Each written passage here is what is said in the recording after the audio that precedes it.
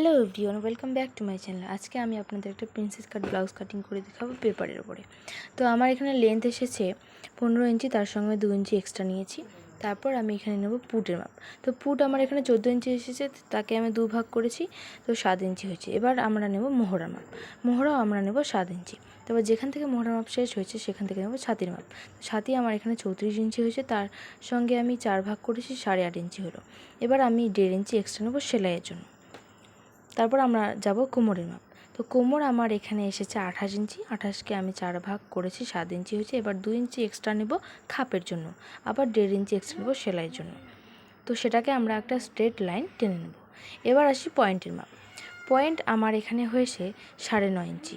তো 9.5-এর সঙ্গে half inch extra নেব, হবে 10 ইঞ্চি। তো 10 ইঞ্চি বরাবর একটা দাগ টেনে নেব। নেওয়া হয়ে গেলে সেখান থেকে 3.5 ইঞ্চি একটা দাগ দেব। এবার ওটাকে একটা বক্স তৈরি করে নেব। এবার আমরা যে কিছুক্ষণ আগে 2 ইঞ্চি এক্সট্রা নিলাম, সেটা আমরা নিলাম খাপের জন্য। তো এপাশ ওপাশ করে ডান দিক বাদিক করে এভাবে 2 ইঞ্চি নিয়ে নেব।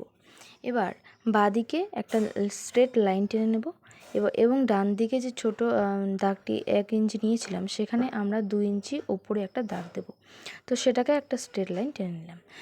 আর্মহোলে হাফ ইঞ্চি উপরে একটা গোল শেপ দিয়ে দেবো। তারপর আমরা যে খাপের নিয়েছিলাম মাপটা, সেখান থেকে একটা গোল রাউন্ড শেপ দিয়ে দেব। এবার আমরা নেব গলার মাপ। তো আমি এখানে গলার লেন্থ নেব 6.5 ইঞ্চি এবং চওড়া নিয়েছি 3 ইঞ্চি।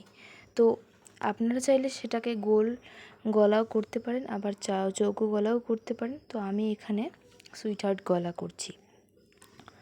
এভাবে গোল করে শেপ দিয়ে দেবেন। দেওয়া হয়ে গেলে এবার এটাকে কাটিং করে নেব।